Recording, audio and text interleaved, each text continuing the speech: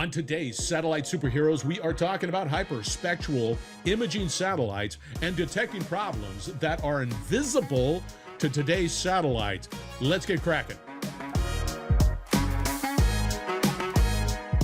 Awais, thank you very much for joining Satellite Superheroes. Thank you very much for finding time in your busy schedule to talk to the best satellite professionals, I want to say, in the galaxy.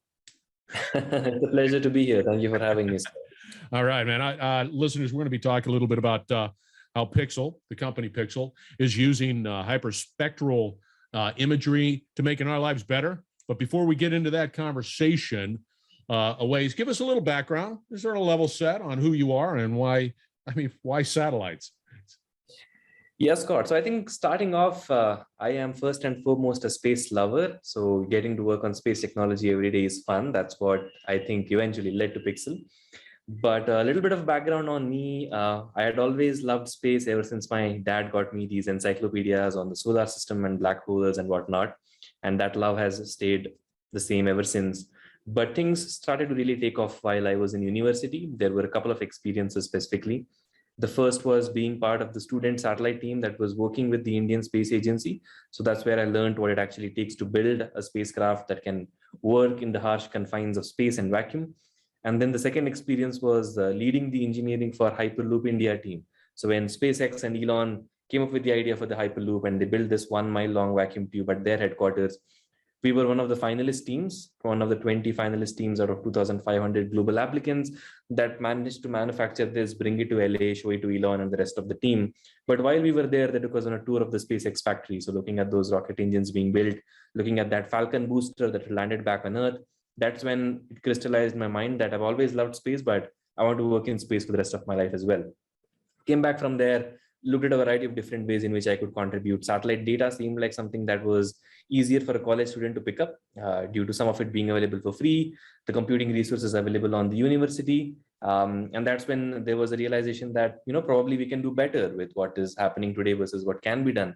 So we decided to start Pixel there. So that's a little background about me and what led to Pixel.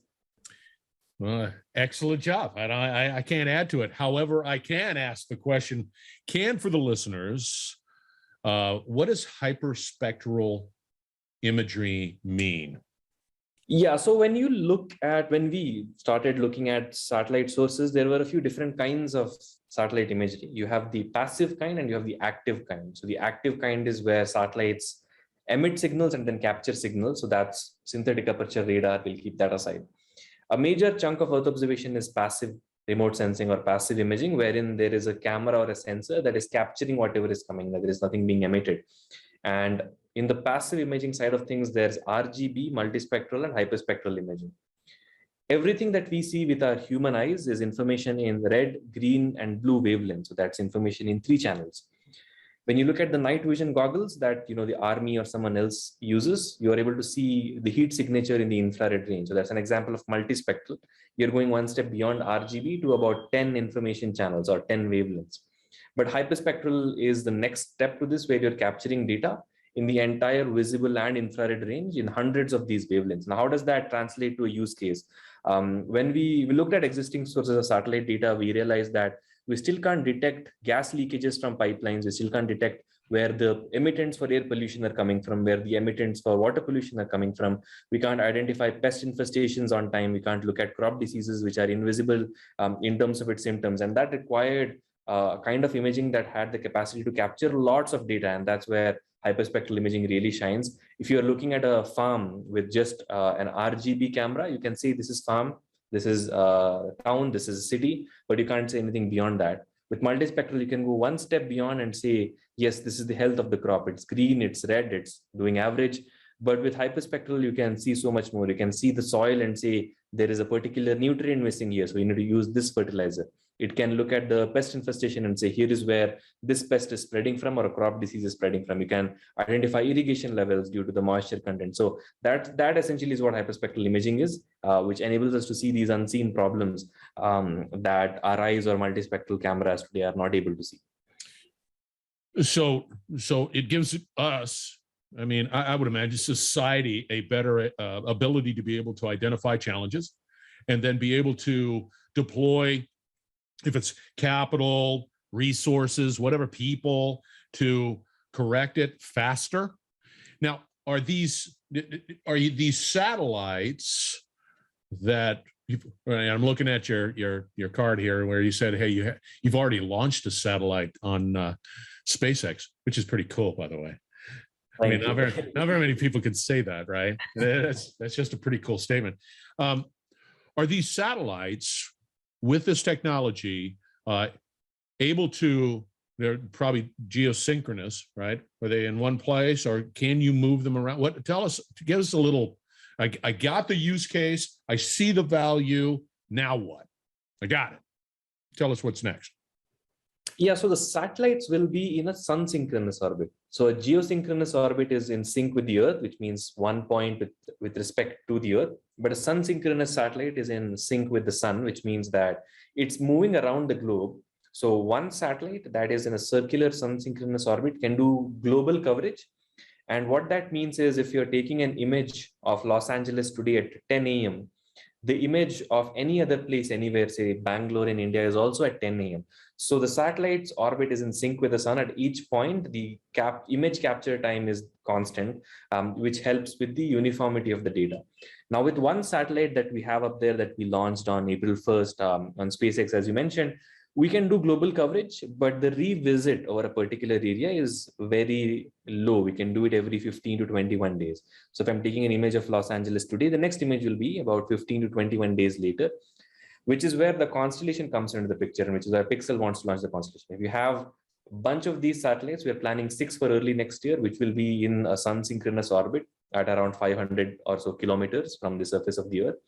They can capture globally, but they can also capture every 2 days. So by increasing the number of satellites, increasing how frequently a particular area can be imaged. And the plan is essentially this: have these satellites that can capture it anywhere so that we can serve customers globally. We'll do it at the same time with respect to the sun so that there's uniformity everywhere so that analysis becomes easier. And we're able to do it very frequently. So we can see things that are changing almost at real time on a every 2-day basis to start with, and everyday basis eventually. See, and correct me if I'm wrong. You can you were talking about 21 days. So there's a speed at which that satellite rotates the Earth, and then you can, in essence, speed that up to be able to take pictures or observe what is necessary and be able to see changes quickly, right?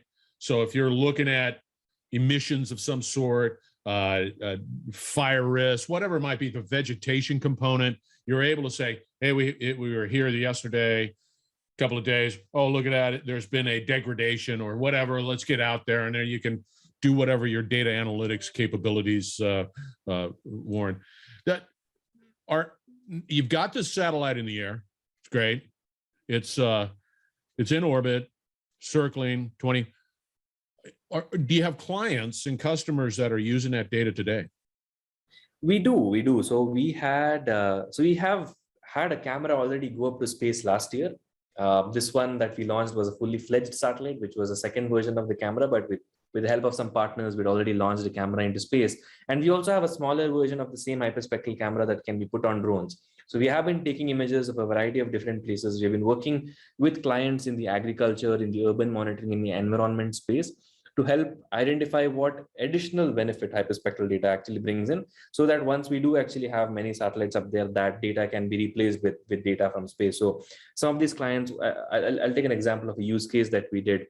We worked with an agri-science company here to look at how genetically modified crops versus non-GMO crops actually perform. And if you're providing lesser irrigation levels to a GMO crop, does it give still the same yield, and are the plants at the same health level as a non-GMO crop with much higher irrigation, so you can save water for a farmer or something else.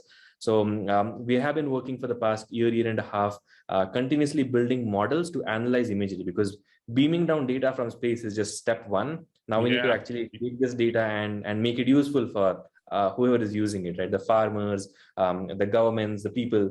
So yes, we have been working specifically in the agriculture and the environment domain.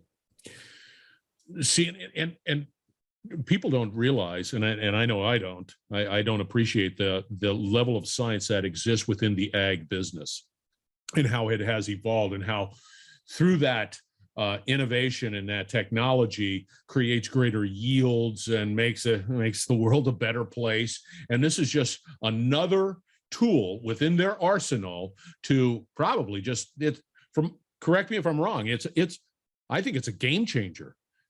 I mean, I've been around it. I think it's much of a game changer. It is. When NASA, so there have been very few agencies that have launched hyperspectral satellites to space, and it's predominantly only been space agencies with hundreds of millions of dollars. NASA is one. And when the hyperspectral satellite was decommissioned in 2015, 2016, the headline was that NASA's smartest Earth imaging satellite is being decommissioned, and that's because of the amount of sheer data that hyperspectral imagers capture and beam down and that enable us to see it. So use cases that are becoming very, very important in the recent years, such as measuring the amount of carbon that is emitted, measuring the amount of carbon that is sequestered or stored someplace else. How will the carbon economy function? This industry or this company promised that they would emit carbon of less than this amount, and have they actually been adhering to those? Are different oil and gas companies adhering to the different regulations that the government imposes to curb air pollution and climate change? Those are the things that actually need monitoring at a global scale, and you can't do that with multispectral data or RGB data, which is where hyperspectral comes in. So that's why we got into it. Hyperspectral is a superset of existing data, which means you can still do what you're doing, but you can do just so many more things. The challenge was to figure out. There's got to be just an absolute tsunami of data and imagery. How do you sift through that? I get it, and correct me too if I'm wrong here. Hyperspectral technology will probably increase as time goes on, right? It's like, hey, we got new technology, we can see this now, and it's a nonstop. How do you deal with that tsunami of information to make it tactical, right? Then go here, do this now. Look what's going on there. How do you do that? Yeah, I think the second biggest technical challenge after the making of the camera itself is how do you store the sheer amount of data that's there, and how do you beam it down from space? There's limited ground stations, there is limited time. You need to beam that data down to a ground station from where it goes to a centralized cloud repository. So I think it's become a whole lot easier now, thanks to Google and Amazon and Microsoft with their cloud services, where we can store it. But the challenge lies in actually figuring out the most efficient storage systems. How do you store so much amount of data, and how are you able to extract it at a moment that you need it very quickly? How do you use computing systems to analyze it? So I would say it's much easier than 4 years ago, simply because these cloud solutions have made it easier. It costs us a whole lot to actually store it and analyze it, but that's the cost of having so much information. But as I mentioned, the challenge has been storing it on the satellite in the first place and then beaming it down to the ground. But once it's on the ground, it's a matter of then putting it on the cloud. But then we have dedicated teams that are responsible for working on agriculture, a dedicated team working on environment, a dedicated team working on oil and gas, so that each team knows this is the output, and they extract different things from that same image. So that same image can tell you different things depending on what you're looking at. And for that, we have different teams whose sole job is to do this. Thank God. Because it's just, we've all been down that road where the hey, this is great, we can collect this data, this is fantastic, now what do we do?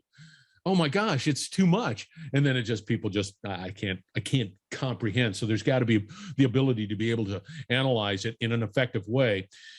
Now, this is sort of a deviation. So you've got your camera, you're doing your stuff, you're downloading this, you're working with clients, all that good stuff. And I agree. And you're working out the challenges, and that's just sort of exercise. You got to do it, and it's going to happen.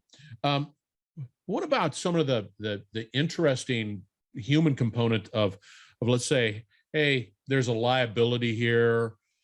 How do you act upon it? You didn't act upon it. This is and people's reluctance to want to have so much information about it. It's just like there's this societal friction there. It's going to happen, but what do we do about that?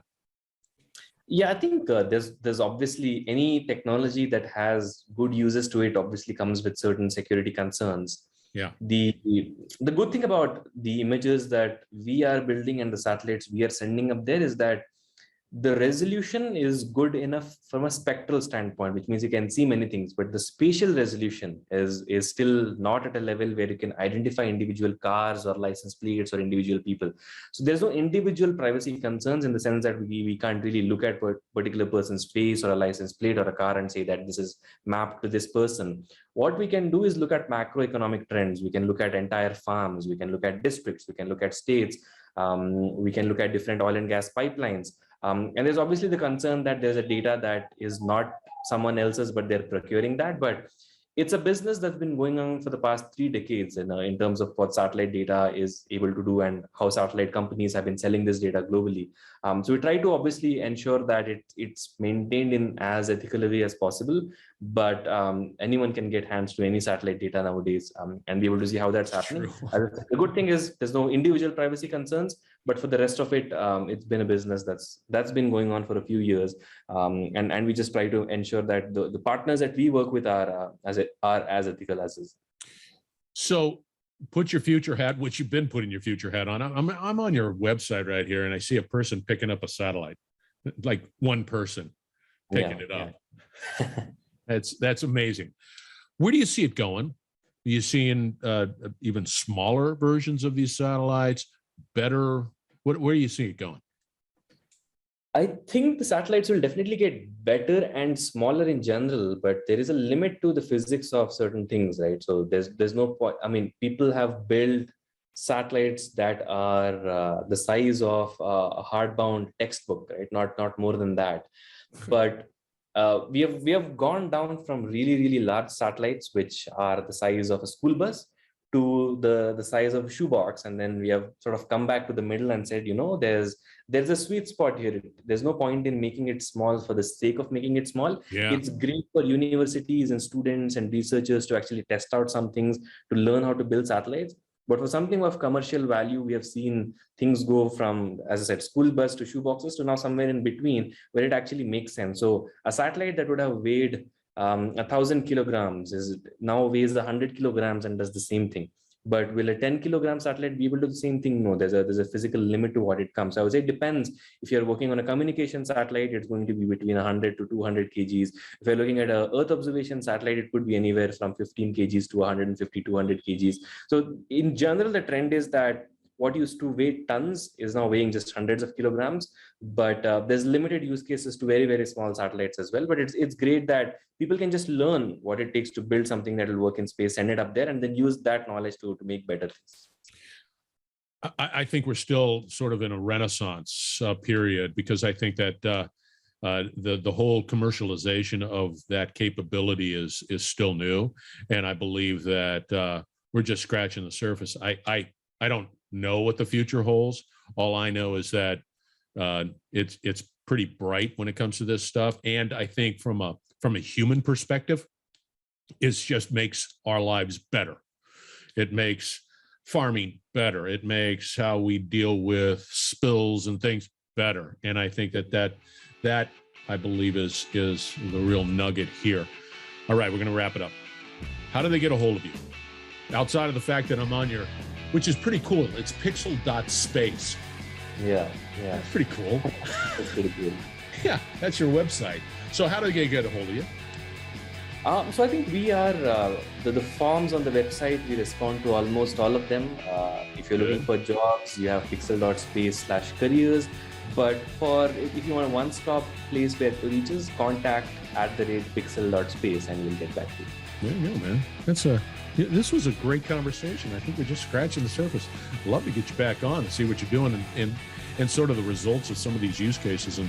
And from an ag perspective, I think that would be a great conversation. Awais. Thanks, Scott. Fantastic conversation. Thank you very much. And listeners, we're going to wrap it up on the other side. So stay tuned for all the contact information. We'll be right back. All right, listeners, thank you very much for joining Satellite Superheroes. And a hearty thank you to Awais for imparting his wisdom into hyperspectral imaging and how that technology can detect challenges here on Earth that we can't see with our eyes, or existing satellite technology. I'm telling you, man, I'm pretty excited about the future and the use of satellites in a big doggone way, making our lives better. All right. go out, subscribe to Satellite Superheroes, and then reach out to, Awais and Team Pixel and find out more about what they're doing and helping our lives be better. So thank you again for joining Satellite Superheroes. We're going to have another great conversation shortly, so do not go away. Stay tuned.